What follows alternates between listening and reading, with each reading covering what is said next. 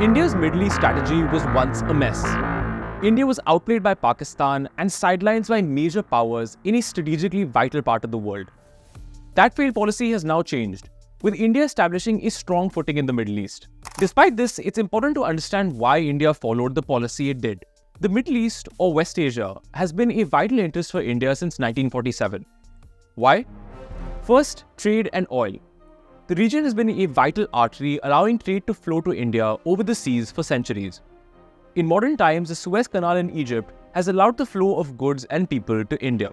For example, in the decades after 1947, over 60% of India's imports and exports went through the Suez Canal. Besides trade, India has also become a major importer of oil from countries like Iraq, Saudi Arabia, and the United Arab Emirates. So, a major part of India's Middle East strategy in the decades after 1947 was ensuring that this vital trade continued. Second, there was the Pakistan and Kashmir factor. Over the last 7 decades, Pakistan has routinely tried to get Middle Eastern powers to support it on Kashmir and in its clashes with India. Pakistan has tried to use its status as an Islamic country to gain sympathy for its cause in this part of the world. And India's focus in the Middle East has been ensuring that Pakistan does not succeed, because these countries were and remain an important voting bloc in international forums like the United Nations. Finally, there was security. From the Cold War to the rise of cross-national terrorist groups, India's security has been linked intrinsically with that of the Middle East.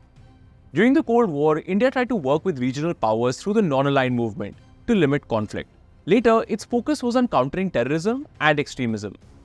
To sum up, India's goals in the Middle East were: number 1, reduce Pakistan's influence and get support on Kashmir. Second, reduce the security threat to India from extremism and Cold War geopolitics.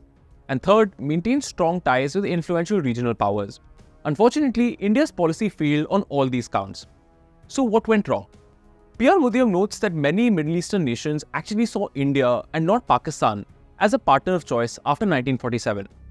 India was seen as a rising power in the world, while Pakistan was seen as a rival for influence in the Islamic world. Despite this head start, India lost the plot due to bad strategy. The first factor in this bad strategy was an over-reliance on Egypt. In order to achieve its goals in the Middle East, India formed a close partnership with Egypt in the 1950s, which was led by Gamal Abdel Nasser. Nasser was a secular Arab nationalist who was a key leader of the non-aligned movement alongside Nehru. The goal of the non-aligned movement was to reject the confrontation between the West and the communist bloc by creating a third bloc of countries dedicated to peace. Nasser was also widely popular in the Arab world, and so Nehru's India built a close partnership with Nasser's Egypt. The hope was that Nasser would stand against Islamic extremist groups and advance secular forces in the Middle East. Nasser's Egypt also had a difficult relationship with Pakistan, which suited India. So by backing Nasser, India could ensure several of its objectives at the same time. However, close ties with Egypt alienated India from major conservative powers in the region like Iran and Saudi Arabia. These countries were conservative monarchies which did not trust Nasser.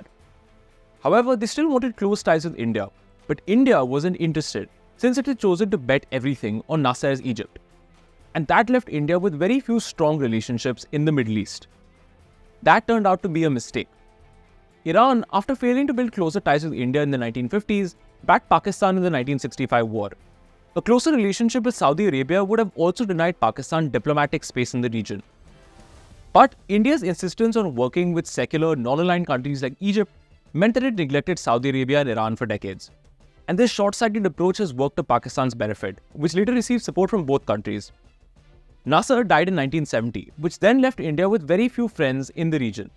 Second, India's strategy was to support Arab countries on causes like Palestine. India in fact took a very pro-Palestine position in the Israel-Palestine conflict.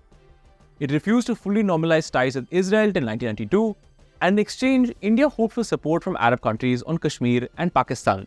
That policy also failed. On key events like the 1965 and 1971 wars with Pakistan, some countries in the region were neutral, while others, like Iran, were openly supportive of Pakistan.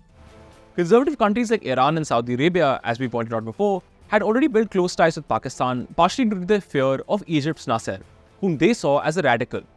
Meanwhile, India was seen as a close friend of Nasser, and these countries had then little reason to back India over Pakistan, as they didn't have a close relationship with New Delhi. Despite not receiving the support it wanted from Arab countries, India continued to support Palestine. It refused to fully normalize ties with Israel until 1992, despite the fact that there was no reciprocity for this policy. and this was simply bad diplomacy. These failures particularly hurt India after the 1979 Soviet invasion of Afghanistan. Pakistan became the center of attention by supporting Mujahideen fighters against the Soviets. It received funding and support from Saudi Arabia and the United States. And this funding turbocharged the growth of Pakistan's Inter-Services Intelligence Agency, or ISI, which created a headache for India later on. America also turned a blind eye to Pakistan's nuclear program, given its importance in defeating the Soviets. Pakistan became the partner of choice for many Middle Eastern countries. And given the lack of many close partnerships in the region, and India could do little to stop this. Its weak position on the Soviet invasion in 1979 isolated it further from the region. Added to this, Pakistan also received advanced military equipment from the United States and other countries, which again complicated India's security calculations. By the time the Cold War ended, India had few close partners in the region, it had failed to minimize Pakistan's diplomatic support, and had also failed to obtain support for its position on Kashmir. But things started to change after the Cold War ended. Nicholas Blarell argues that India's normalization of ties with Israel in 1992 was a turning point. Divisions in the Arab world over the Gulf War in 1990-1991 and a peace process between Israel and Palestine allowed this to happen. And India's move for a full relationship with Israel reflected a new, more realistic, post-sober Indian policy. Learning from its previous failed proxy policies, India no longer attempts to take sides in inter-Arab disputes. Rather than a planned grand strategy, India's governments have gradually realized that doing business with all the protagonists has been the most beneficial, writes Nicholas Blarell about how India's Middle East policy has evolved since 1990. That means that unlike the 1950s and 1960s, when India was identified with Egypt, India this time chose to stay out of disputes and build close bilateral ties with all powers. Unlike Nehru, who also saw the Middle East as part of a grand Afro-Asian non-aligned front, India now has a more modest vision about what the Middle East is in its foreign policy. This more realistic strategy has also been complemented by India's economic growth since 1991. India's trade with Gulf countries grew from 5.5 billion in 2001 to 133 billion in 2022. Investments from the UAE and Saudi Arabia confirm that India is seen as an important economic partner by the region's key powers. As India's heft grows, it has also built strong relationships with Israel, Iran, and the UAE. Even Saudi Arabia has turned into an important economic and security partner. Meanwhile, Pakistan's importance has diminished. This was seen especially after India abrogated Article 370 in Kashmir.